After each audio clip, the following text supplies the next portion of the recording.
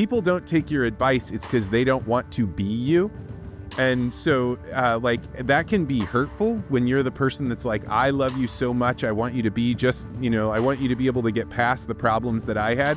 Tell them in the moment when I get it wrong. Like, try to apologize in the moment. And I think that's been pretty powerful. As dietitians or, any sort of health practitioner, I think it's super important to listen to your patient to find out where they're at and what they might need to be able to be successful. And so for some people, that might be a much more rigid diet type concept.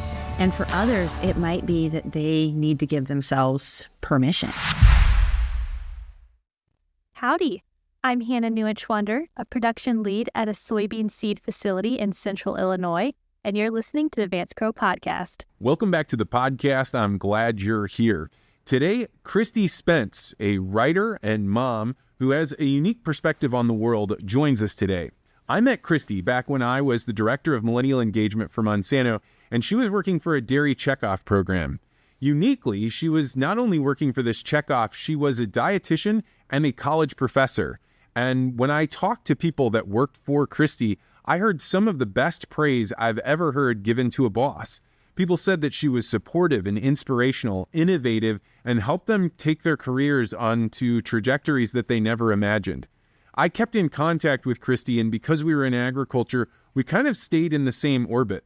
She offered me a lot of support, particularly when I was pushing the envelope as the director of millennial engagement. And so when I finally decided to head out on my own, I called Kristi among just a few people to ask for their advice and where they thought I should go. Kristi was so supportive, she mentioned that she often shared the talk that I gave to her college students every year. And it was just one of those things that gave me the inspiration and courage to go out on my own. Now, a few years later, Kristi has recently left her job and started looking around for what's next. She called me up to talk about it, and the only piece of advice that I had for her was, you should really share the pearls of wisdom and insight that you've had throughout the years. I know that it's helped me, and I know many, many people that have worked around you that felt that same way. So, not because of my advice, Kristi was off on her own, but she did start a Substack, and it is called Noticing, and it is a must-read for me because it has all sorts of little bits of wisdom about raising your children, having a good relationship with your spouse, and really just being present in the moment.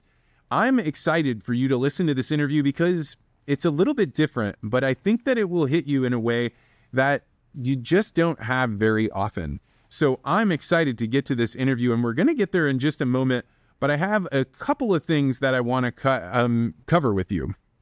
First, we have started a brand new podcast called the Ag Tribes Report. We show it at 6:30 at night. It is a live stream podcast where I bring on a co-host that represents one of the many ag tribes from throughout the United States and even Canada to talk about what is the big news that is impacting the culture of agriculture. This has been a huge success, and I'm really excited to be doing it. It's 30 minutes. It is high, fast-paced show, and you can either catch it on the live stream at 6:30 on X, YouTube, or Facebook, or you can listen to it the next day on any of the regular podcast apps you catch us with. So I'm really excited about that, and I hope you will check out the Ag Tribes Report. Another thing that I wanted to share with you is that the fall and winter speaking season is heating up. My calendar has gotten so full that I've actually had to turn down a couple of speeches, but that doesn't mean that every weekend is full. Right now, people are asking me to come give a talk called Changing Minds. This is a talk about how you can have great conversations with people and how that impacts them, whether it's an older adult that you're getting to tell your stories to, or if it's somebody else that you've really known that you've had to have a deep conversation with them. We talk about many of the insights that I've learned through legacy interviews, but also just in my world of being an interested person.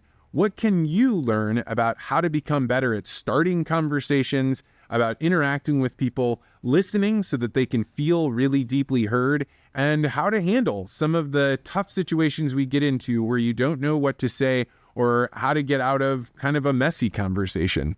People have given me wonderful feedback on this, and I am really excited to spend the fall and the winter traveling around to give this talk. If your group would like me to come This is perfect for families or young farmer organizations. Then go to vancecrow.com and check it out. You can always hit the contact page, tell me a little bit about your event, and we can have a conversation about if it's going to fit for both of us. All right, so without further ado, let's head to the interview with Kristi Spence. Kristi Spence, welcome to the podcast. Thanks, Vance. I'm so happy to be here. So, Kristi, you are somebody that's a little off the beaten path from who we interview on this show most of the time, but one of the reasons that I've had you on is because I think there are very few people that I'm interested in how they parent and how they've done it. But as you and I have gotten to be friends over the years, and I've gotten to read your writings that you've been publishing over the last few months, I was like, this is a great person for me to have a dialogue about the things I'm struggling with, the things that they have struggled with, because I think anybody that's listening right now must think at some point, there's no way it's this hard for everybody else. It's only this hard for me. And I would like to talk a lot about that. But before we get there, why don't we talk about how you came to be writing a regular Substack and kind of who you were before you started this kind of new life you have going on right now. Sure. Yeah, I'd be happy to. I've had kind of an eclectic history in terms of my career. I majored in religion and philosophy. And then I'm like, I took 4 years and did some things. And then I went back to school and got my degree in nutrition. Became a dietitian, started working in sports nutrition in that field. I've always been a runner and really active. And then found myself in agriculture. Like suddenly I love communicating, and suddenly I was taking nutrition science and communicating that to people about dairy. And I didn't have a background in it. And I think that's what drew me to it. I grew up in Los Angeles, and here suddenly I'm in Utah working for dairy farmers. And I couldn't learn enough. I was like, gosh, I need to spend time on farms. I need to learn about what's going on, because the questions people are asking me are questions I want to be able to answer. So how do I better connect people with where their food comes from and help tell this complete story? And I had a great career working in dairy checkoff for 13 years. I have always been someone who gets kind of itchy. And you were talking about parenting. One of my favorite kids' books, and by the way, I find so much wisdom in kids' books. Like I read them to my kids and I know they're not getting what I'm getting, but I'm like, oh my gosh, how did I not know this before? But there's a book by a British author called Julia Donaldson. She writes this book called The Snail and the Whale. And there's a snail in the book that he has an itchy foot, and he's not content to do what all the other snails do and sit on the rock. And he wants this ride around the world. And I've always felt like I'm the snail with the itchy foot. It's like, okay, well, what's next? Like, what am I supposed to do next? And my career in dairy I hadn't really felt that way. I'd had, a bunch of opportunities to try new things. And every time I would start to feel like, okay, I've done that, like a new thing would open up and, our team would expand, or I'd have a new role. And I got to a point where I started going through these cycles in the last few years where I was like, is this what I'm meant to do? And I felt like it was what I was meant to do to that point.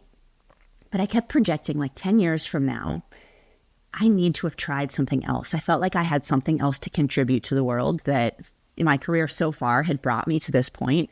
But I didn't know what that was, Vance. I still don't know what that is.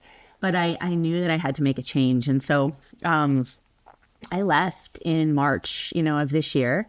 And I love to write. And so I feel like I'm getting kind of back in touch with those roots in philosophy and religion and exploring some ideas and thoughts that I have about, I say in my Substack, I have kind of 4 main topics. I talk about parenting, I talk about paradox, how 2 things can be true at the same time. I talk about perspective, and I'm sure we'll get into that as we talk about parenting. And I talk about philosophy, like a lot of the things that we see every day around us. It's like, well, what does that mean? And what are we looking for, in this life that we have? So I've been just dabbling in exploring some of these things to see what resonates. And I hope it can take me to a place where I'm writing and, I'm actually getting some money from writing. But I didn't make that my priority. Yeah, I remember when I was preparing to leave, what was it at the time, Bayer, but I had been working for Monsanto. You were one of the people I called to be like, hey, I'm thinking about making this move. And I remember how supportive you were, and also like just open to being like, what are you thinking about? And so when it came time and you were thinking about leaving, it was just a really interesting thing, because I think a lot of times people can't leave the situations they're in until they know what the next lily pad is that they're hopping to. And I was in the position, and you were in the position where you were like, I don't exactly know what that is. This may be a wildly bad idea, but I sense so deeply that I need to do this that like I can't get it out of my head. And so I know the fear and the excitement and all of the things that are mixed together with what you're going through right now. Yeah, and you're so right. And it's funny because I wasn't ready for a long time. I was really hamstrung by, which makes obvious sense, like the financial piece, you know, like how does this work? Like how do I do this? How do I continue to support my family? And I was in a fortunate situation where we've been able to save, you know, some money, and we were going to use it for some other things. And then it dawned on me like, well, I could invest in myself and use that for, you know, kind of a personal investment in what the next phase is. And so any house projects or, you know, things that we had been considering suddenly didn't seem so important. Like this seemed like, you know, the thing that was important. So I can't do it indefinitely, but I'm really grateful to have this opportunity to try this now. And, but you're right. It's a little scary to leap, not necessarily knowing where you're going to land. And I always find this interesting. I think dabbled in this with my writing a little bit, but, you know, I love to read. And so I read lots and lots of books. And depending on the time that you read a book, you know, whether it's a book about parenting or a book about, you know, career choices or leadership, like some of the points might resonate, but when you're actually going through the thing that the book is really about, suddenly it resonates in a different way. And I had already made my decision to leave, and then read the book From Strength to Strength by Arthur Brooks. And everything that he said, I was like laying in bed at night saying to my husband, like, oh, listen to this. This is how I feel. And he was just laughing. I don't think had I read that, you know, a year ago, it wouldn't have had the same poignancy.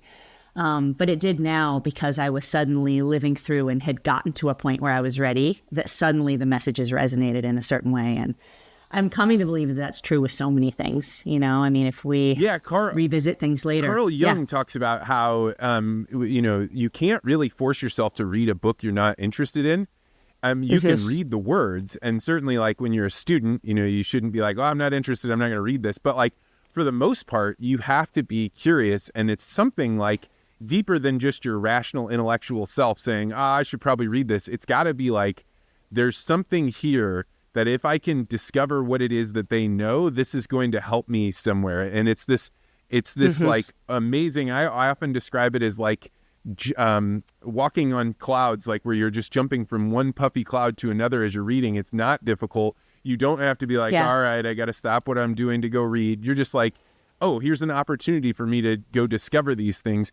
And I think that when we are aware that that can occur, that I call it the daemon, right? The inner voice inside of you that you don't control. Then you have, it leads you to places that you couldn't rationally have gotten to.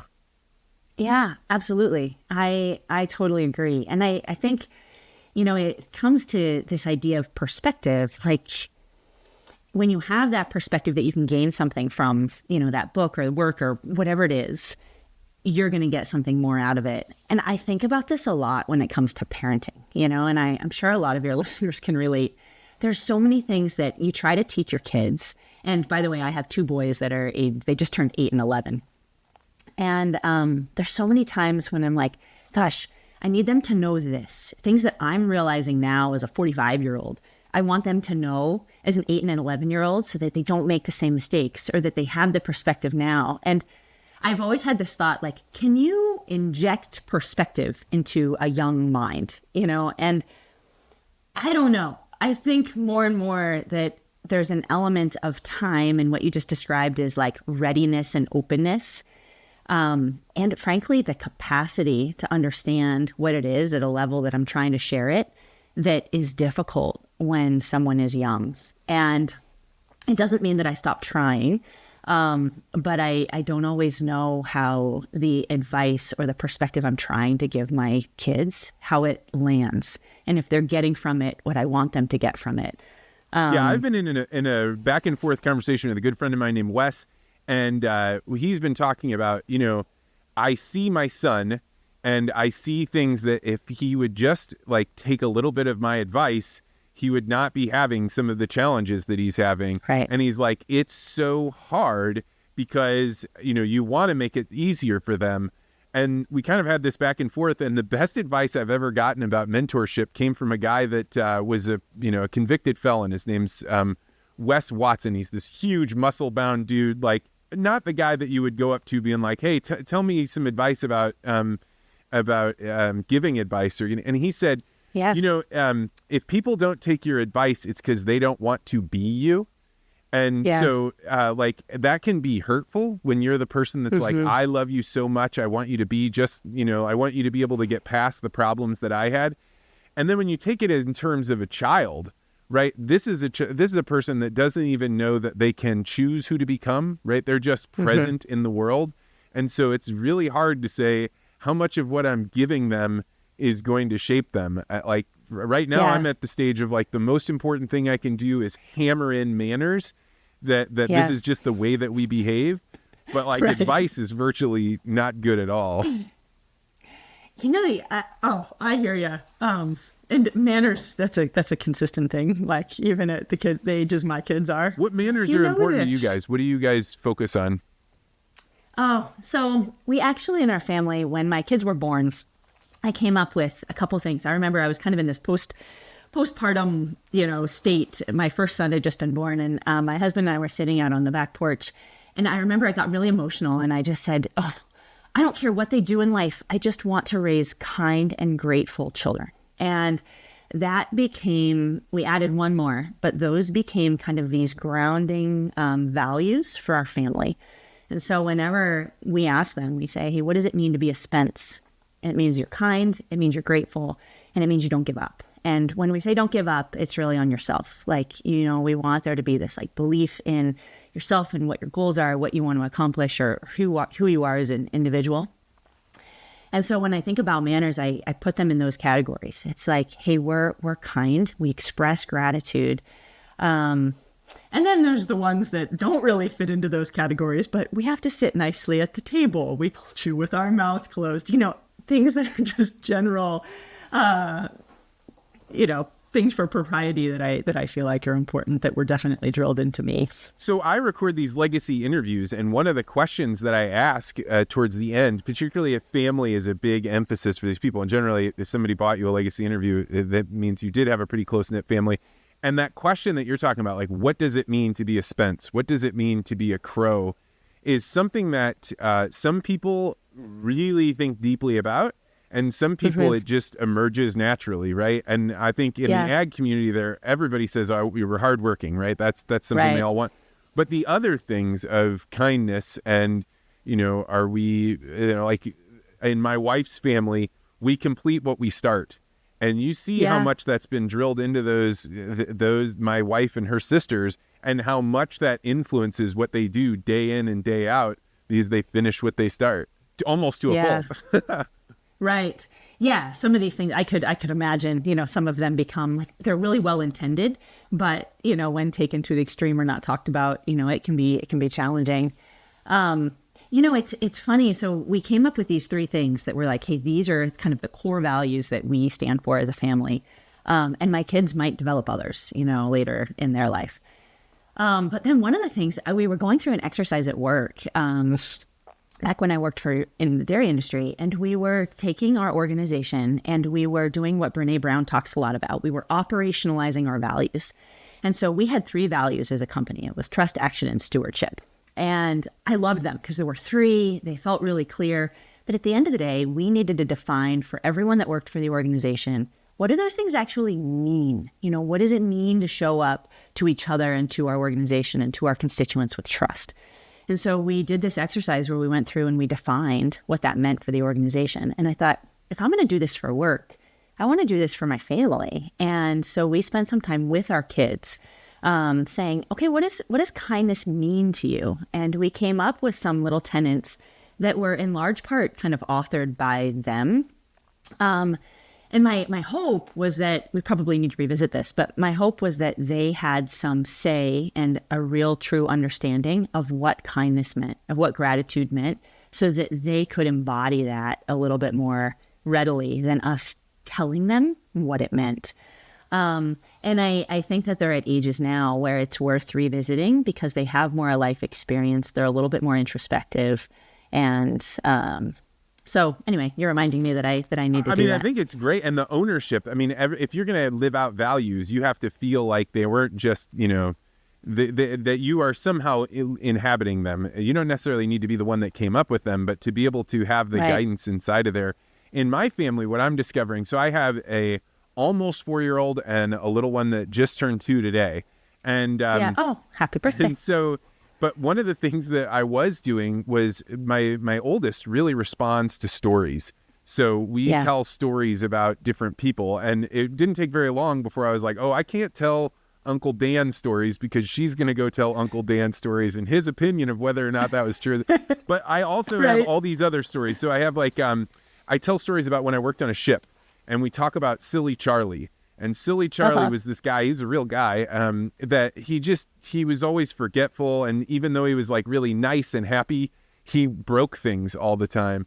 And what I didn't realize is as I'm telling these stories, then later my daughter would be like, that's what Silly Charlie would do. And so now she doesn't want to be like Silly Charlie. She wants to be something else. And storytelling as a way of imputing values has been really powerful. And I'm going to just continue to do it as much as she'll absorb. I'm going to try and put out there.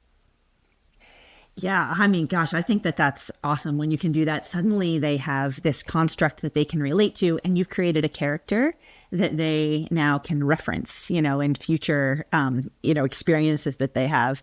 And I am always just so amazed at what my kids remember. Sometimes I think they're not really listening. And then they parrot back a story. My husband's a really good storyteller, and they'll parrot back a story that Mike has told them, and they remember all of it. Like they were really listening. And one of the things that I think Mike, my husband does particularly well is he's not afraid to tell stories about his own history or childhood that are pretty vulnerable. It's like, hey, one time I made this really bad choice, and this is what happened when my friend hit me in the head with a hammer through a tent because we thought that was a good idea, but my kids remember these stories, and they're a real person. Like it's Mike, as a character in this story. And I think he's also, in doing that, showing some vulnerability, like, hey, I didn't always get it right. And I wish I would have done, this a little differently. Or here's a very real situation, like not speaking in abstracts, where I could have done better. And those seem to resonate with my kids. Yeah, that's actually exactly how I came to the storytelling, was that my daughter was like, tell me when you were a little boy. And I told her these stories, and you see, like, I think like, these are kind of boring, or they don't make me look that good, but just an absorption of it. And I see it in legacy interviews too, because you have these people that are, in their 60s, early 70s, and they tell me these stories. And I always say at the beginning, it's really easy to tell stories where you did everything right. The more important stories are the ones where you didn't make the right decision and you fell down and something happened. And the letters that I get from people about legacy interviews are oftentimes like, I finally became an adult today because I realized that my parents didn't know what they were doing when they were raising kids either. And now I see that, and I don't feel as bad about the mistakes I'm making. It's just from my kid eyes, they seem like they knew, that there was a thing as an adult, and an adult means you make all the right decisions. Yeah. I totally agree. And the one thing that I've been willing to do is recently, probably the last few years, is tell them in the moment when I get it wrong. Like try to apologize in the moment. And I think that's been pretty powerful. I had listened to, this was like around 2020, I had listened to a podcast that Brene Brown did, and she was talking about Harriet Lerner and all the work that Harriet Lerner has done on apologies. And there were a couple things from that podcast that just resonated so deeply with me. And it all relates to how we apologize, both how we offer an apology to someone as the giver and how we accept the apology as the receiver. And so the two things are, when you're giving an apology, you have to make sure that you're ready to apologize and that there's no caveat. Like, how often do you get an apology, or do we do this to our kids? Yeah. Hey, I'm sorry that that happened, but you were making really bad choices. Like, the minute that you put that caveat in there, it then puts they're right defensive. back on Yeah, them. of course. Like, Yeah. yeah. And so how do you stop at the but? Like, hey, I'm really sorry that, I reacted that way. And I realized that I did the but thing a lot. And I felt okay doing it because it felt like it was all true. And then I thought, gosh, how would I feel if that's how someone apologized to me? So now it's like I have to get myself ready. And I'm like, am I ready to apologize? Have we already had the conversation about what went wrong, what they could have done in the future? And then I need to own my part. And that's been really big because it's just made me apologize better. And then as the receiver, instead of giving someone a pass, we often say, oh, it's okay, no problem. But is it? Like, if someone's really offering their apology, to accept it means that you've acknowledged that, yeah, that hurt me. And thank you for acknowledging that. And so a great response, and again, this is not mine, this comes from Harriet Lerner, is to say thank you. If someone says, hey, I'm really sorry that I responded that way or that I hurt your feelings, and if you just say thank you, it's like you accept it and you don't deflect it and you don't make it okay. You don't give them a pass.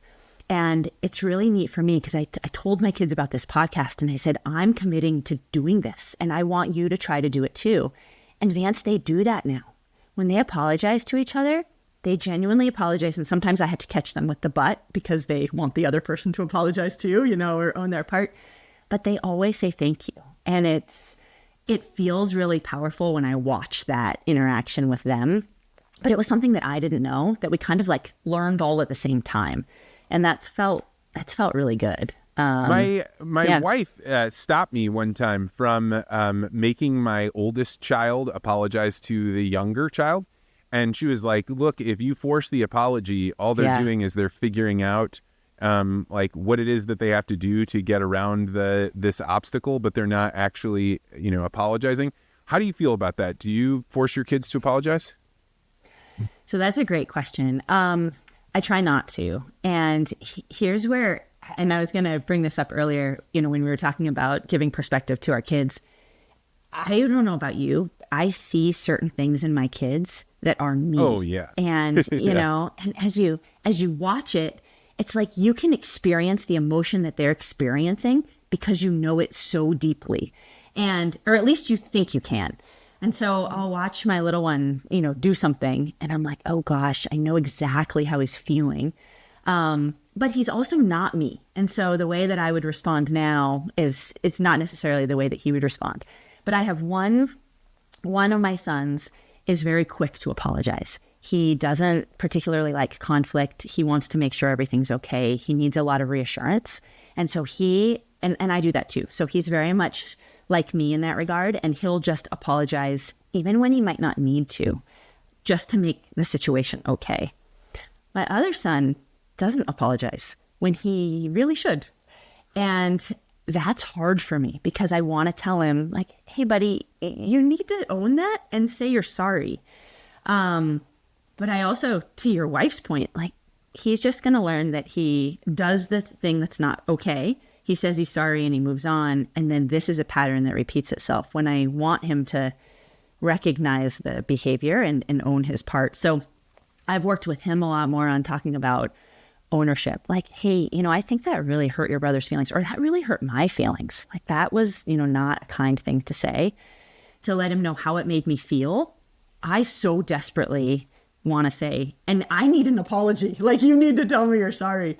But I try not to do that so that he can come to it. And one night, this was probably 2 months ago, he had been not very nice and he was going to bed. And 10 minutes later, these little feet come walking down the hallway into the bedroom. And he's like, Mommy, I'm really sorry. I didn't talk to you in a nice way then. And I almost started to cry. I was like, I didn't force the apology, but he recognized it. He doesn't do that all the time, but I feel like it's starting to come, and that felt genuine, as opposed to me giving him a lecture about, hey, this is why you need to apologize. But he needed time to process it and come to that on his own. Yeah, I think the thing I ultimately apologize for is something I did not expect would be a problem for me, but it has been a challenge, and that is losing my temper. Like I I'm like generally a very controlled person. And I would say I had, before having children, literally gone years without ever raising my voice.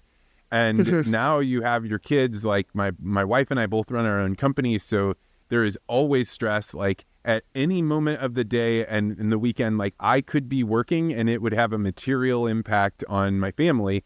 And so sometimes you're sitting there and you're like, why am I dealing with this? Like, why are you guys yelling? Why are you, crying about things that are like clearly not something I can solve?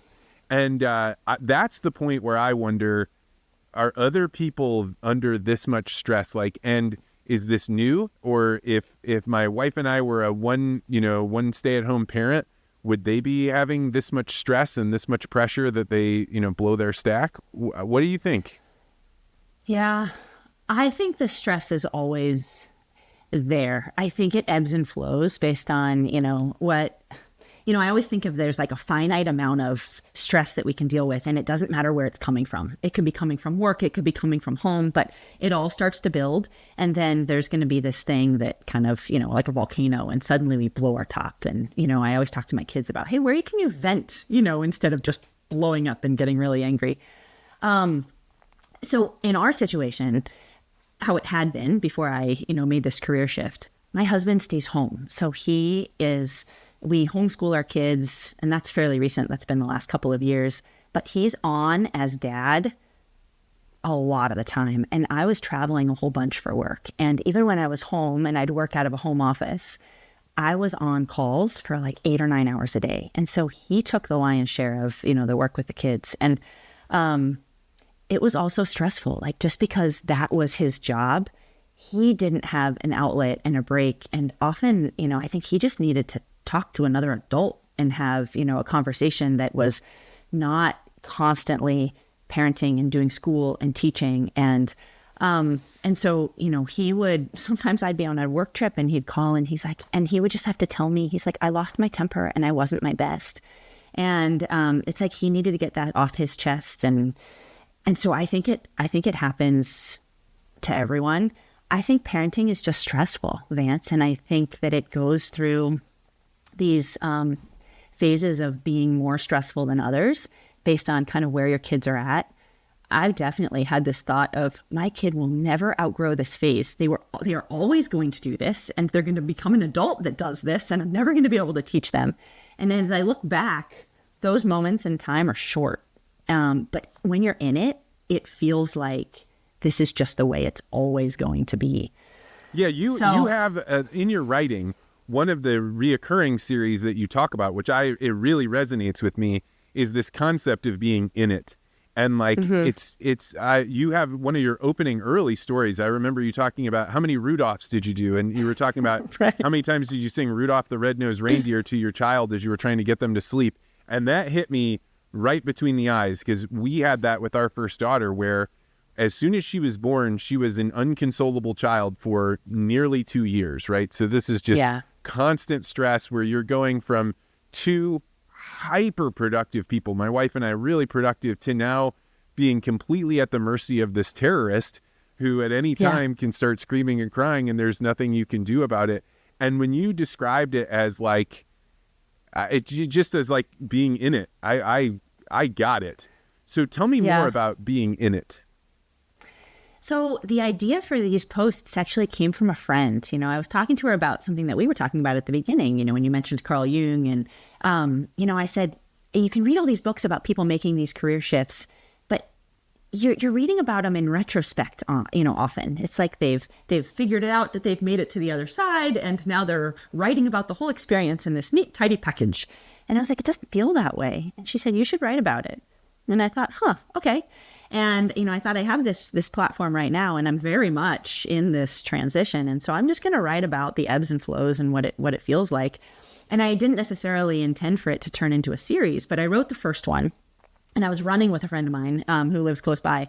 And she said, Kristi, it was great. I loved it. She said, sometimes it's got to be hard. And I want you to write about, what feels hard, or question yourself. And I thought, I can do that. I don't have a problem being vulnerable. It's part of the I think, my natural style of writing. And so it's kind of turned into this series of posts where every few weeks, I'm like, I feel like I'm at a different stage right now. And, and I'm going to write about that. And sometimes I pull an experience from the past, like that with my son, where you're in this state of transition and it feels really unsettling. You feel untethered and you don't know when it's going to end.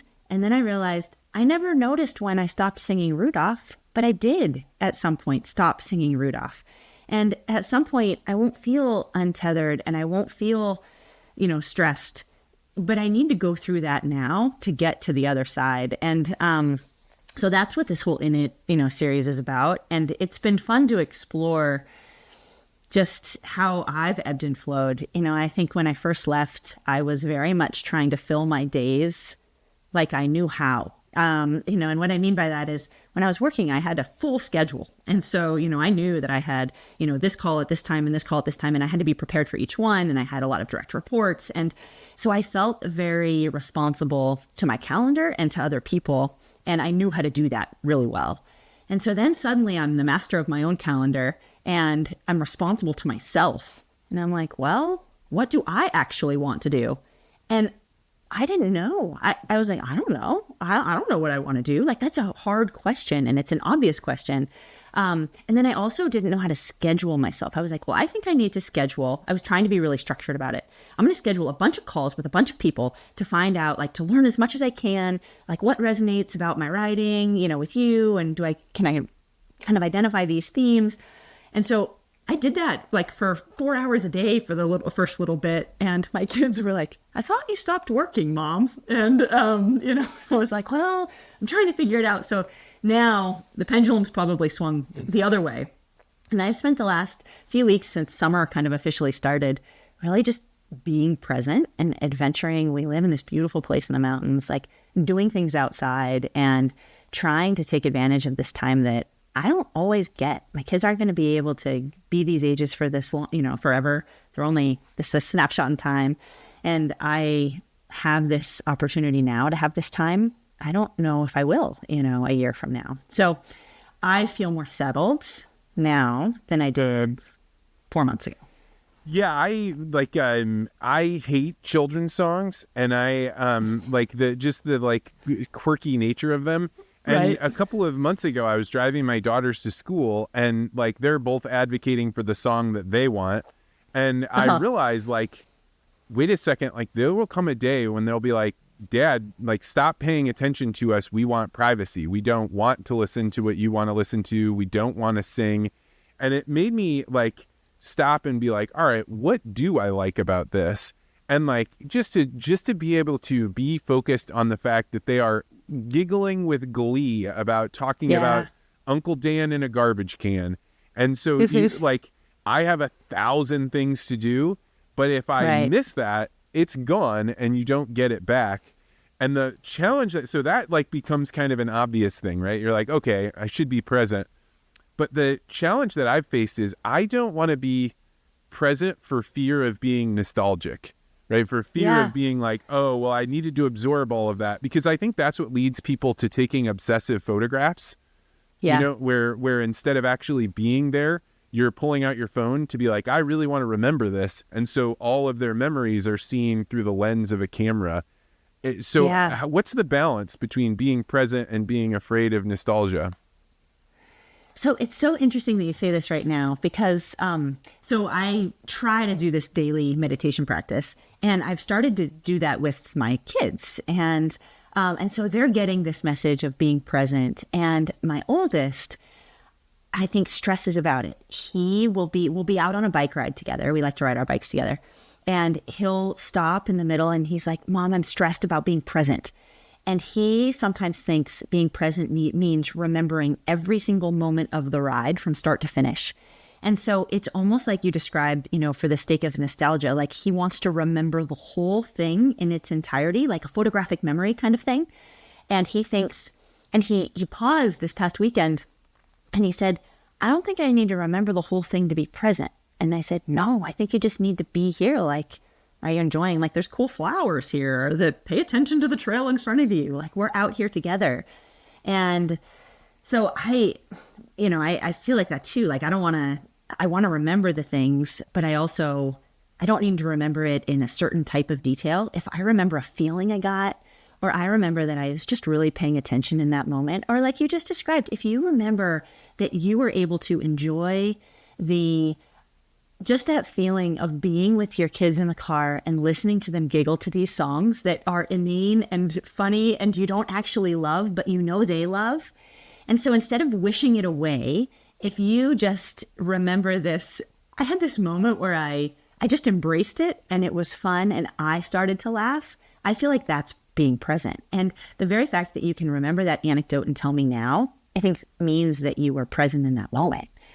And, one of the things that I wrote about recently was, my youngest son, and he'll, I just had this epiphany a few weeks ago when he told me an experience that he had. We were volunteering at a trail race. And the next morning he said, "Mom, I really loved that. They made me feel like I belonged." And he used that word, Vance, and it suddenly clicked with me that a lot of the things that he'd been feeling the weeks prior, or the way he was acting out, was because he felt like this deep sense that he didn't belong, or people weren't including him in the way he wanted. And I was present enough to listen, and I heard that word, and it like unlocked something for me. And I started asking him, I was like, "Hey, what does it mean to belong?" And he started to talk about it in a way that I don't think I ever could have gotten to before. And I thought of you actually, because, one of the things that you've talked to me about is, and in your legacy interviews, is ask the question that they want to be asked. And sometimes I think I'm trying to I have the intention right. Like I'm trying to get at the right thing, but I don't ask the right question and I can't unlock it. And, I had been asking Elliot, like, how do you feel about this, or what's going on? And he would he's like, "I don't know what you mean." And suddenly I said, "What does it mean for you to belong?" And he knew what I meant. And he was able to explain to me, like, when people take me seriously, and when people listen to me and they treat me like a peer instead of like a kid. And I was like, oh, and it was like this major parenting moment for me, I felt, because I was able to use the right words to ask the question because I'd listened to him. I love this. And the thing that you're talking about, being present with your kids, or being present really at any time, like if you are around somebody that is being present with you, you cannot help but feel it, right? Like it is a truly powerful thing. And actually, I was just talking with my editor about this the other day. Like, I think that one of the things that makes doing these legacy interviews super valuable, even more valuable than the actual recording, is that there's a person or a couple that is sitting there, and the person listening to them has literally no other motive other than listening. I'm not a therapist, so I'm not trying to fix them. I'm not an attorney, so I'm not like looking for like what is the legal ramifications of this. So it's so seldom in life that you're ever with somebody that they are like, "I'm going to listen to what you're saying, and you used a word that was really interesting there, belong. So I'm going to actually touch on that word, and all these things are going to unlock." And so for me, like it's been amazing, because this is the first time I've ever had one of those, if you do a job you love, you'll never work a day in your life. I have to work a lot, so I'm not quite there yet. But like the listening part of it allows you to, because being present with somebody, there's literally nothing else that's like it. Yeah.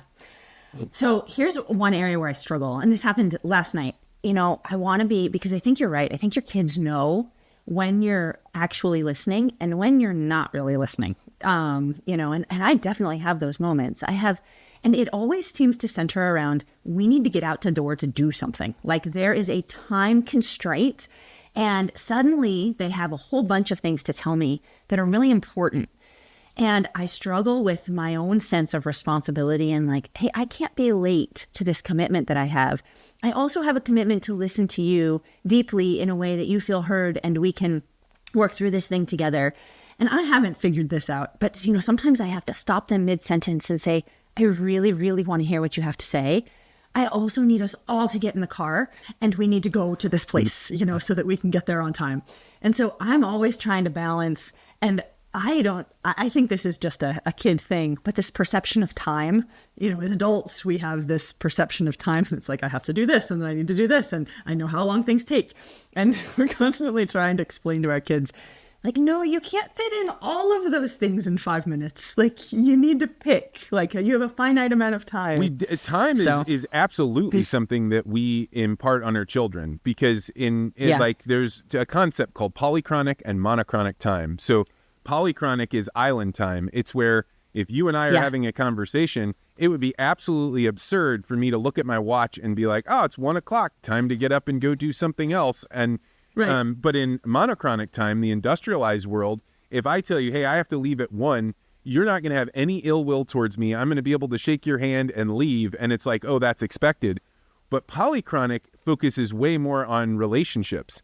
So it's like, I am going to be here. You and I are going to walk together. If it takes longer than it should, then we'll get there when we can. But you can't run an industrialized society that way. But you can run a tribal society that way. And so we are teaching our kids the sort of time that they're going to need to be successful, but it is definitely painful because I think the natural state is polychronic. I totally agree with you. And in other cultures, you see more of this, polychronic, idea of time. I lived in Nepal for a little while teaching English after I graduated from school. And it was totally different. Someone says, yeah, I'll come over at, in the afternoon. And I'd be like, well, what time are you going to come? Like, I need to know. So I'm here. What time you're going to come? And it was like, oh, well, sometime.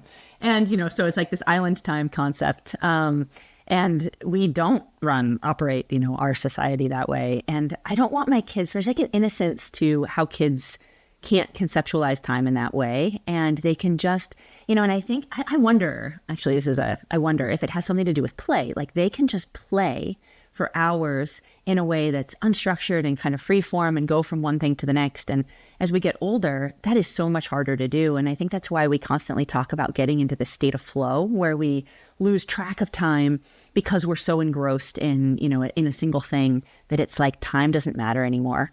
And I don't want them to lose that. I also totally, you're right. Like we need to teach them how they need to operate and function in order to be successful in, when they are going to school or they have an assignment they need to turn in. Like they have to finish their assignment and turn it in, by a certain time, or they have to get from one class to the next class or to their climbing practice or whatever it is. So you talked about play. I think like I'll just speak from my own experience. We're at the place where I am like, the children should be playing with each other and by themselves more. But one, we have them in a daycare. We have to. We're running 2 businesses. We can't be watching them. And so part of that is, well, I want to, and my wife especially wants to be with them. But like, how do you facilitate children to get to the place where they are like, I can go outside and I can find something to do? And at what age is the right time to start pushing them out of the nest in that way? Oh, it's a good question. And again, I'm not an expert in this area, so I can only speak from my personal experience too. So my kids are 3 years apart, and I feel like we got to that point where they would play independently with one another probably when my youngest was about 4. Or 4 or 5. And suddenly I remember, I know, you have a couple of years.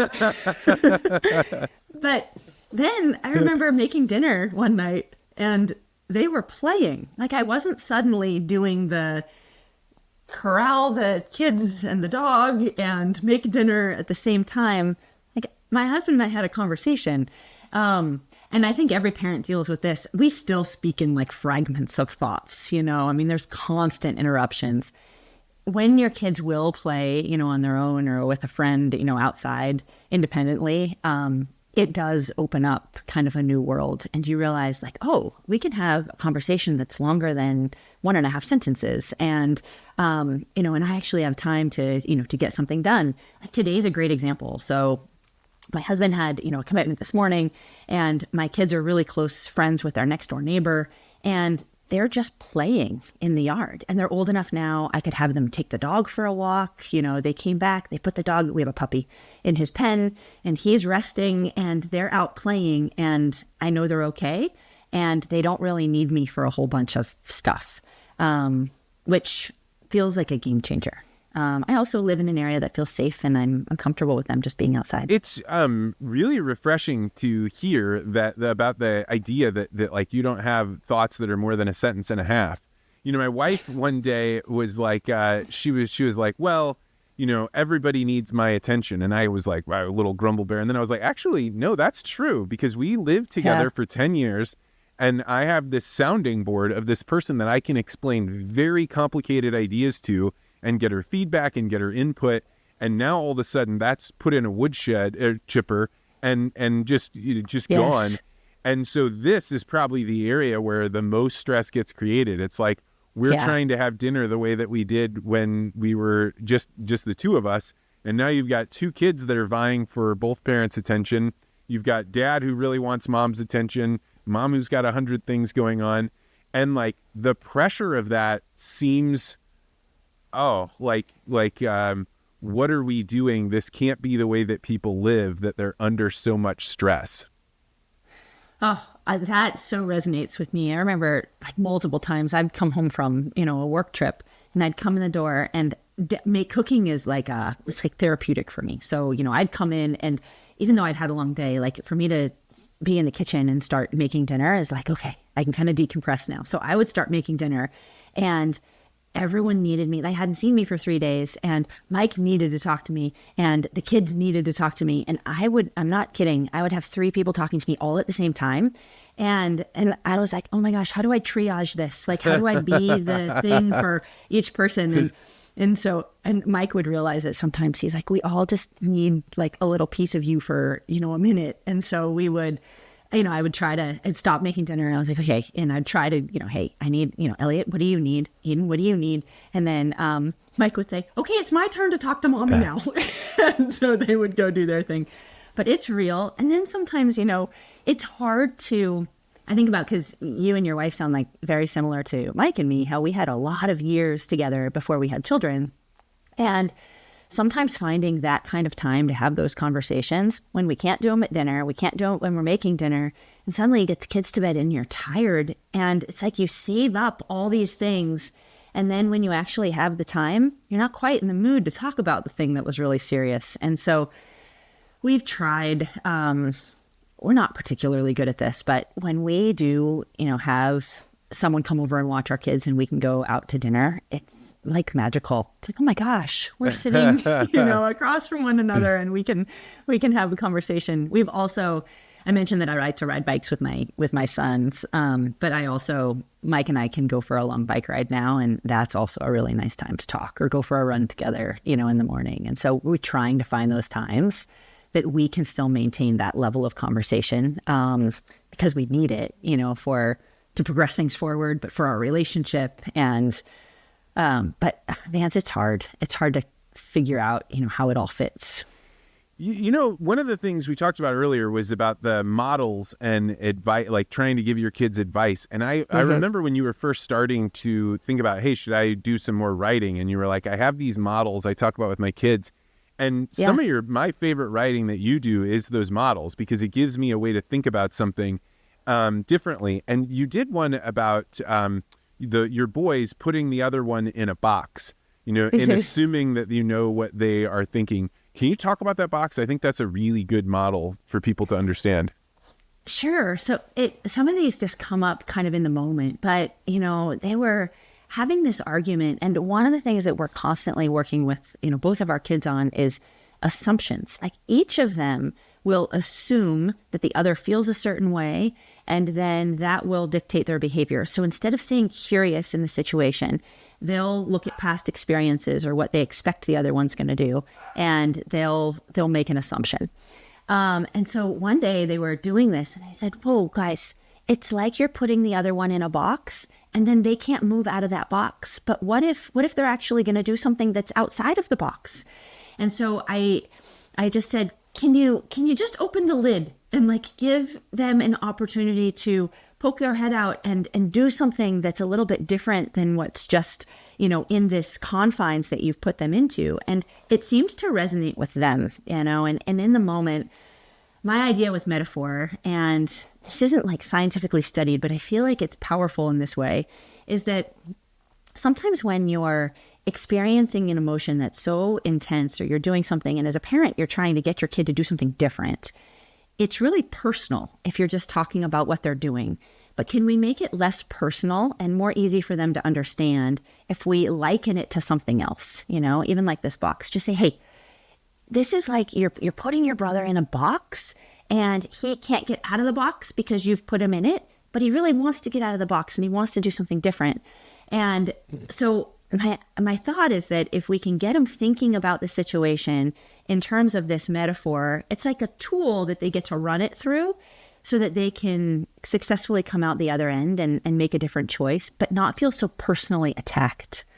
So that was the one I talked about. And sometimes I'll even, like if I'm kind of working on a metaphor idea, my oldest is really thoughtful and kind of philosophical. And so I'll run it by him like, hey, how do I play this one out? Like what makes sense in this area? And I'll even hear them say, Mom, I'm trying to think about something that this is like I'm trying to come up with something, that I can explain how this feeling is for me. And that's pretty cool when I watch them do that. But that's where I'm trying to get with these metaphors is, to get them to think outside of themselves so that they can better understand themselves. Well, what I think about that box metaphor is it answers a problem that's so old. It's like biblical, that concept of you're never a prophet in your own land, right? Where your own family, you may and I think this happens in ag all the time. So you've got a young person that wants to come back to the farm. They have new ideas. They have ways to change and update things.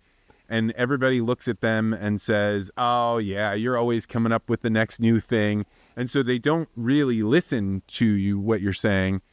And I think that even you write, I'm not sure if it was in the same article or if it was in a different one, but you ended up talking about how judgmental you are on your own change and kind of putting yourself in a box, so to speak. So you're like, if I want to change, but I can only change within these box parameters. What have you learned about yourself and change? Yeah, so that might have been a post where I was writing about I've always considered myself like a morning person, so I get up, at 5 a.m. and I'm productive and I do all of these things. And as I made this transition, I realized that I was more creative at night than I was in the morning. Like I'm really productive in the morning, but I'm more creative at night. And that was really interesting to me. And so but it started making me question these fundamental things that I believed were true about me. And can those change? Are those things changeable? And I guess what I'm coming to realize is we get to be whoever we want to be. I think that there's core things that don't change. But whether or not I get up early or I stay up late, those things seem more, superficial. They seem it doesn't really matter. I'm the same person, but I can change those things. But I think I do tend to put myself in a box. And I have noticed, even in our language, how we do that. When we start using words like should or have to, I should do this or I have to do this. And I challenge that in my kids a lot. I'm like, whoa, you're shoulding. What? Who tells you should be this way or you should do this? And then I notice I do it to myself all the time. And I'm like, well, who says I should do it this way? And so I've really started to challenge the shoulds. And because the shoulds for me are this box, it's well, where did that come from? Did I make that up? Or did someone tell me I had to be that way? And so, it's one of the things I'm trying to explore in my writing too, is these questions that we have about ourselves and who we are and who we want to be. And but I think that should idea is so much this box. And I think when we challenge it, we can open up new opportunities for ourselves. For me, the only change that I'm ever able to make is through the idea of a heuristic. So when I get out of my car, I take all the trash out of the car. And therefore, there's never any trash in my car. And that's the only way I can keep my car clean is if I have that rule and I follow it. And I find that when I'm on the upward, I kind of feel like my life is doing well, not doing well, right? As far as not doing the habits. And as you take on more heuristics that help you get better, say it's the way you're eating, how you're handling your cell phone use or whatever, But then you stack too many heuristics on, Yeah. and then you like hit some point where you're like, can't keep up with that, and then you start going down. Do you experience this? Oh, totally. And I've never thought about them in terms of heuristics, but I think about, the book Atomic Habits. And when James Clear talks about habit stacking, he's like, hey, if you're good at a certain thing and you know you're going to do that every morning, I think about meditation. Say I'm really good at meditating every morning. Well, then could I tack a habit onto that? So I also want to do my journaling in the morning. And what I struggle with is I run out of time. Like I can't do all of the things that feel like they need to happen at that particular time because I start to create too many of them. It's like I want to make sure that I get my exercise, my reading, my meditation, and my journaling all in within the same time period. And then then all the things that are supposed to de-stress you start to become really stressful because, you've stacked them up in this way. So I totally experience that. And then I have to start paring it down. It's like, what's the most important thing here? Like, do I choose one a day? Like, hey, this morning I'm just going to meditate. Like they're serving the same function for me. Yes, they're all important, but I either need to find time other places in the day. So I struggle with that. Like how many of these things can we take on when we know that they're all important? Something might have to give. Yeah, and the challenge that I have is like if you stack those up and then you're like, I can be flexible with myself or I can be understanding, right. Then does it let go? I think this is the biggest challenge with diet. And I mentioned before we started that I wanted to talk about nutrition and kind of the advice world that comes from that. I have come to so there have been a couple of times in my life where I've gone for several years, 4 or 5 years, where I've been very, very healthy. And then you have a period where chaos, invades and the plane goes down. And I think the only way that I have ever been able to have a diet that works is for it to be almost religious in nature. Not saying that it's got to be divined from God, but like, right. These are the rules. And like, as long as I follow these rules, good things happen. And when I leave the rules, when I sin, then things, go down. But this is like the opposite of the advice that the nutrition world is giving. They're much more like be, kind to yourself and, don't be too restrictive. I think there's something, I don't want to offend you here, but I'm going to just say, like, I think there's something very motherly about that isn't actually accurate. Yeah. What do you think? Is this something you've heard? And like, I don't know. Where are you at on that? Yeah. Oh gosh, I feel like I have a lot to say on this. Well, first, I just love, so I mentioned I majored in religion and philosophy. And when I went back to school to become a dietitian, one of my professors thought it was so interesting. She's like, I love that you have a religion background because people treat nutrition like religion, And I was like, oh, that's kind of interesting. Anyway, so I think that's a fun parallel and I don't disagree. So I think here's where I think a lot of dietitians see so much structure in, the way that people want to think about food and so much structure in certain diets, like this is bad and labeling, like there's these dichotomies of this is good and this is bad. And I think that's naturally the way humans like to think because it creates these rules. It's like, well, if this is on the good side, then I can eat all of these things, but I can't eat these things. And so it makes it easier. And I think what a lot of dietitians have tried to do and what, books like intuitive eating and the idea is how do we get people to develop a healthier relationship with food overall so that the rules that we create don't feel so restrictive. And, a lot of dietitians, me included, I have a background of working with people with severe eating disorders. And so I think we see this, and when taken to an extreme, we can create some really unhealthy, behavior. We can see some really unhealthy behaviors that have, psychological manifestations and everything. And I think sometimes we see people tending to create rules and we're like, oh no, we don't want you to go here. Like that's an unhealthy state for you and for everyone around you that loves you. And so how do we keep you, in a place where you can develop a healthy relationship with food? And I wonder, Vance, and I don't know if this would work for you, but are there some rules that you can create that are a little bit more flexible, but they're still rules? So whenever I make up a plate or a dinner or anything, I think subconsciously, I have three things. I'm like, do I have, some protein on my plate? Do I have some carbohydrates? And do I have color? And so if I can look at my meal, like last night, I made this rice dish with, black beans and a bunch of vegetables, and I mixed the whole thing together. But it had all three of those components. Then I think generally I'm doing pretty well. Like, can I incorporate those three things at every meal? And then for me, I tend to know when I start to create rules that are restrictive and unhealthy. And I did a post about this, I called it like the things that I'll admit now.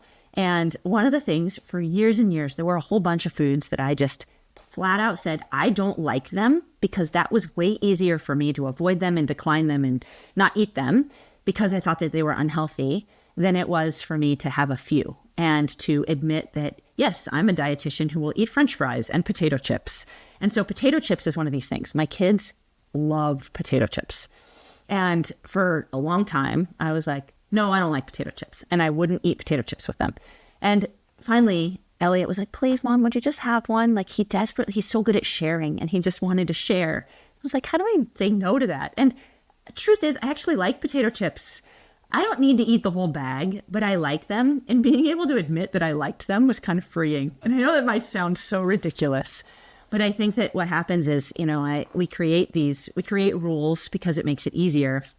How do we get to a point where we have this healthy relationship with food that's kind of fundamental to the way we live? And I think that's easier for some people than others. For a lot of dietitians and nutritionists, they're living in the food world all the time. And so those things kind of come naturally to them. I think what we need to realize as professionals is that not everyone else is living in that world all the time. Like, there are some things that are super easy for you to do that probably aren't easy for other people to do. And food, I think, is, we naturally self-select and gravitate into this field. It's pretty easy for me to put that meal together. It might not be for someone else, and they might need a little bit more rigor and a little bit more structure to get to that point. And I think we need to be flexible in helping them get there by whatever means makes sense. I think that's a very good explanation. One of the things that I've observed is, there are some people that they're not even alcoholics, but like, I will say this for me, like, if I don't drink, it's not a problem. But if I sit down with my father-in-law and have a bourbon, then I want to have 4 bourbons, right? And I wake up the next day and I've got a hangover. I didn't do anything stupid. I didn't drive. But like, if the answer to the question of should I have a drink is yes, then I always go too far. And so the best way for me to handle that is just to be like, well, I just don't drink. I just don't drink. And so the same thing is true with food. Like, if I have these rules, and like you had said, rules for me are not hard. They're like, the harder thing for me to do is to be like, oh, I'm going to have 4 crackers, right? Because when I have 4 crackers, now I want 8 crackers. And after 8 crackers, why not eat the rest of them? And so to me, this movement that has happened in the nutrition world has been they're alienating. I think maybe would even be an understatement, because I think that there's like so much advice about being kind to yourself that when you put it in the sense of a lot of these people are dealing with people with eating disorders, that makes a lot more sense to me, because I'm very much like, don't be nice to the convict, put him in the penitentiary, and he's going to be really, really happy 4 months from now or 6 months from now as he sees the progress that he wanted to see. Yeah. I do think that there needs to be flexibility, and, it comes back to what you said before about listening, as dietitians or, any sort of health practitioner. I think it's super important to listen to your patient to find out where they're at and what they might need to be able to be successful. And so for some people, that might be a much more rigid diet type concept. And for others, it might be that they need to give themselves permission. I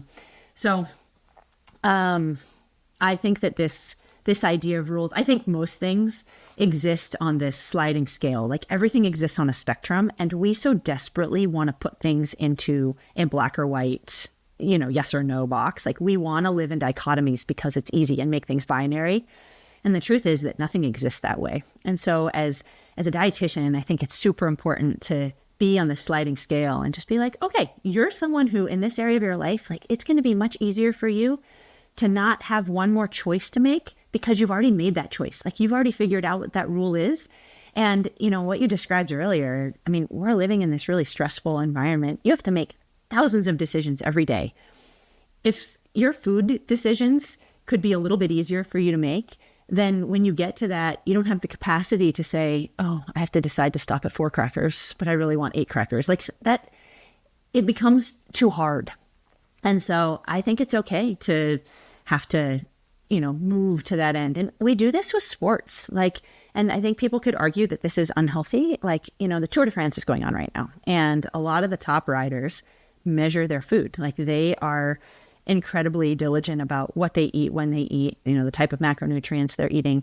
And you could say that's, I don't know if that's a healthy relationship with food, an unhealthy relationship, but they're trying to do a certain task. They're trying to perform in a certain way. And this is one component that if it's all dialed in for them, it's just one less decision that they need to make in terms of maximizing their performance. And so you can do that and just hope that, you know, hey, in the end, when I'm not riding as a professional cyclist anymore, I have a healthy relationship and I don't need to do that forever. But I think we need to be real flexible on this scale. And so there's no one size fits all. And the one size fits all, or what's being, I think, preached a lot is, you know, this kindness and, you know, how do we want, you know, every food fits. Yes, I absolutely believe that. I also think that that's a solution and that's a message that's really going to resonate with some people and not with others.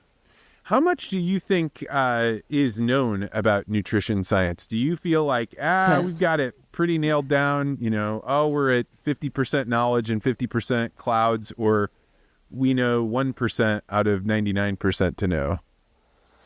Oh boy, I don't know if I can quantify it. I think we're constantly learning. Like, I think that there's a whole bunch we don't know. And even in the 15 plus years that I've been in the nutrition world, a whole bunch has changed. Like we're realizing and I'll give you an example. When we first started doing nutrition studies, we would isolate nutrients. And so we would say, oh, like the carotene, you know, that you find, the beta carotenes that you find in carrots, we think those are good for you. So let's do a study on beta carotene. Well, when we take beta carotene by itself out of the whole matrix of what is comprised in a carrot and study it, we're not studying the same thing. But that's a much easier study to conduct from a scientific standpoint because we're trying to look at the relational implications of how does this nutrient impact these markers of health. When we're eating a whole food diet, that's a lot harder. How do we say this person has really low, you know, rates of heart disease because they're eating beans and, you know, they're drinking a glass of red wine and they're, you know, eating carrots? How do we know which thing is causing that? Or is it the combination of things?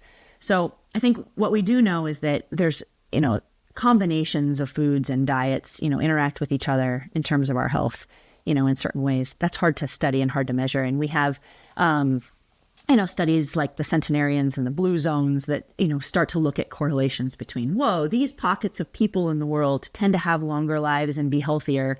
And this is what their diet looks like. Other things that we don't know.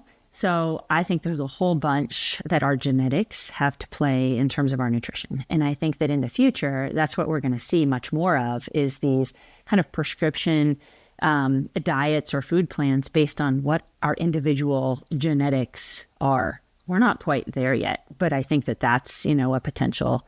I also think if, you know, in that vein, yeah. I think there is a very interesting study studies to be done, but I don't think they are right now. And that is that based on genetics, I think where your ancestors are based on a latitude largely determines what foods are right for you. So if you were way, way, way up north, a very high fat, low carbohydrate diet is probably the ones that your families, you know, your ancestors thrived on. Because in Norway, you know, there's not that many grains that you're going to be able to eat. You're not going to be able to eat the fruits that you have. But then if you go to the more like equatorial latitudes, now all of a sudden you have people that all the time carbohydrates are all around them. And so we're going to, I think, discover that people based on where their ancestors are from determines what your diet should be, because that's what is right. And I think like the idea of the blue zones are probably directionally accurate, but it's probably like people whose ancestors come from this area thrive on this diet, as opposed to this is the diet that we should all be eating to get to being centenarians. Right. Yeah, I agree with you. So I think that that's an area there's like a lot of untapped research that, hopefully we'll learn more about. And then, we're learning there's a couple other things like our gut microbiome is incredibly complicated. And I think there's more and more and more coming out now about, connections between our gut and our brain and all of those things. And then what we eat and how does that impact the microflora in our gut and how does that impact overall health? I think we're just starting to scratch the surface on what that means. I think we're starting to look at foods at the molecular level, not just the nutrient level. And what does that mean? Are there certain molecules within certain foods that have functional benefits for humans? And what are those? And, so it's almost like we understand nutrients to a certain level, not, I think, necessarily the level that we need to understand overall health and impact. And then if we take that even more granular to the molecular level, that's a whole other complicated, area of study. Yeah, so, and in that regard, I think like when I heard this at first, I was very like suspicious of it, but I think that it's probably true now. Like we know a lot about things like magnesium, and what you pair magnesium with determines how much does it get absorbed into your body. Yes. Does it break the blood-brain barrier? Does it, help with sleep, or is it, being absorbed through your skin? I think that we will discover that a lot of things in preservatives and things that we were using to stabilize food, when you're looking at it individually, it's like, oh, no big deal. Like when we study this, it's fine. But when you put it in a network of foods, now all of a sudden it's being absorbed in a way that changes your hormonal balance. And like, I don't say that to scare people, but I think it's just a reality that as we've added molecules into our food, it's doing things we can't know about because it's maybe just a small switch that it's turning on and off, but done over 20 years could have really pretty big ramifications. I totally agree with you. I think a lot about that with, different, alternatives or artificial, sweeteners or things that we add. It's, hey, they might be safe, but what is the ramification in the context of other diet, other foods in your diet, and then also over time. And I think, even though we have a lot of, studies and tests that go in to make sure that foods are safe, we don't know sometimes these long-term effects. And I agree. It's not anything to scare anyone. It's just the reality of where we are with nutrition science and how our bodies work. And we're always learning, which is simultaneously really cool and also just fascinating that we don't know more. Yeah, I mean, I think it makes it really, really hard to have great rules that you set and you say, oh, I'm going to do this for the next 20 years, unless it's working for you, right? But like, I think one, your body changes over time. So the amount of carbohydrates that I could eat in my 20s is radically different than in my 40s because of how much it impacts your glucose, your blood glucose. But I think like this is one of those things that we'll discover things about cholesterol that'll totally change. And should you have 2 glasses of wine? But it makes it very difficult if knowing is what makes you feel confident in something, which you actually wrote about the concept of reciprocity and like and how much you can know and how do you know something. So maybe as one of our closing out concepts, talk about that idea of reciprocity and your son's desire to know how a math problem works.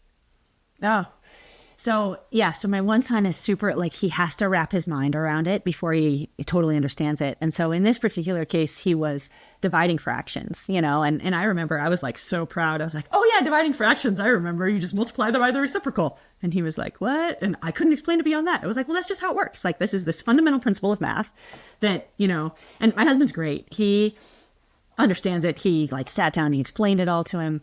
But it got me thinking. I had just read the book Braiding Sweetgrass, and which is a beautiful book, and it weaves in, a lot of indigenous, traditions and our relationship with the natural world. And she talks so much in that book about this concept of reciprocity and trying to make something whole, and how humans have this really important role to play in our natural world. And, I think you have a lot of ag listeners. I think that, farmers and ranchers understand this fundamentally. Like, how do we work with the land and the animals in a way that we're completing this cycle and making it whole and not taking too much. Like, how do we take what we need to take, but also give back, so that the land stays viable to continue to produce, crops.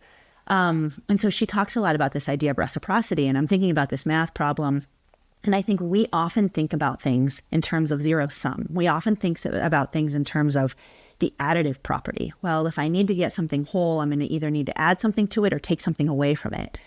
And I still have some fleshing out, like philosophically thinking about this idea of reciprocity to do. But I think we benefit more from thinking about things as multiplicative, instead of additive. So it's not zero sum. It's how do we, sometimes it's going to be a bigger piece of the pie that we're putting in or taking away, but we're always trying to come back to making something whole. And what are the fractions that we need to be putting in, or, and it's always putting in, it's not taking out. So if someone, I think about this with parenting, Vance, like sometimes your wife's going to be able to give a little bit more than you are, but your idea is to make this whole circle of, hey, we're a parental unit, that's gonna make our family work. And sometimes, she's going to be the 1/4 and you're going to be the 3/4. And sometimes it's going to be, a little bit different, but you're always each contributing. Like there's this idea of giving and it's like, giving and taking, but over time you're making something whole. It's kind of, complicated, but I love this idea of not thinking in terms of things as just a zero sum. Like, how do we think about things in terms of multiplication? Well, I think that's an example of how great your writing is, because I read that, several months ago, six months ago, and still remember it. And so if people are interested in reading about some of your musings that you're putting out there, where would they find what you're putting out there? Oh, so thank you. I'm on Substack, and you can search by my name, Kristi Spence, or the name of my Substack newsletter is called Noticing, and it's completely free. So if you subscribe to it, it's a free subscription. You'll have access to everything I put out, and I'm posting, typically 1 to 2 times a week, and more of just what we talked about today, Vance, like how I think about the world, and yeah, it's been a lot of fun. Well, I think it is a wonderful contribution to the world. It is one of the few things that I read regularly, so I'm so grateful you were willing to come on. Thank you, Kristi Spence. Thank you so much, Vance Crow.